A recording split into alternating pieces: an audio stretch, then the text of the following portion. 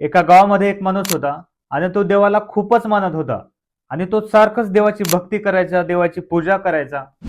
आणि एका दिवशी त्या गावामध्ये खूप भयंकर मोठा पूर येतो. तेव्हा त्या गावामधील सगळे लोक स्वतःचा प्राण वाचवण्यासाठी इकडं तिकडं पळत असतात. पण हा माणूस एका झाडाच्या खाली हात जोडून थांबतो. मग तेव्हा तिथे एक माणूस येऊन म्हणतो, अरे लवकर चल, नाहीतर पुरामध्ये पडून मरून जाशील. तेव्हा हा माणूस म्हणतो की मला माझ्या देवावरती 100% खूप विश्वास आहे. ते मला स्वतः इथं वाचवण्यासाठी येतील आणि तू इथून निघून जा. मग पूर वाढतच जातो. मग थोड्या वेळानं तिथे एक बोट येते आणि त्या बोटीमधले सगळे लोक म्हणतात, अरे पागल झालास का, बोटीमध्ये येऊन बस, नाही तर तू पाण्यामध्ये वाहून मरून जाशील. तेव्हा तो माणूस खूप रागानं म्हणतो की मला माझ्या देवावरती खूप विश्वास आहे आणि ते मला स्वतः इथं वाचवण्यासाठी येतील.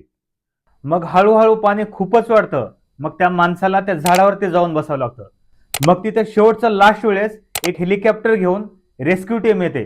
मग तेव्हा ते दोरी टाकून म्हणतात की दोरी पकडून वर लवकर ये, कारण पूर्ण गाव पुरामध्ये वाहून गेलेला आहे. मग तो परत माणूस त्या टीमला रागाने म्हणतो की तुम्ही इथून निघून जा, कारण मला माझ्या देवावरती खूप विश्वास आहे आणि ते स्वतः मला इथून वाचवण्यासाठी घेऊन येतील. आणि पाणी खूपच वाढल्यामुळं ते माणूस त्या पाण्यामध्ये बुडून मरून जातो. मग माणूस वर गेल्याच्या नंतर देवाला म्हणतो, मी तुमच्याकडून अशी अपेक्षा कधीच केली नव्हती. मी तुमची एवढी भक्ती केली, मी तुम्हाला एवढं मानत होतो आणि तरी सुद्धा तुम्ही मला वाचवण्यासाठी आले नाहीत. तेव्हा देव म्हणाले, मी तुला वाचवण्यासाठी एकदा नाही तर 3 वेळेस आलो होतो आणि तरी सुद्धा तू चान्स गमावलास आणि ह्या एका गोष्टीमुळं मी तुला वाचवू शकलो नाही. अशाच प्रकारे ह्या दुनियामध्ये सुद्धा भरपूर सारे लोक सारखंच दुखी आहेत आणि सारखंच ते नशिबाच्या भरोश्यावरती असतात.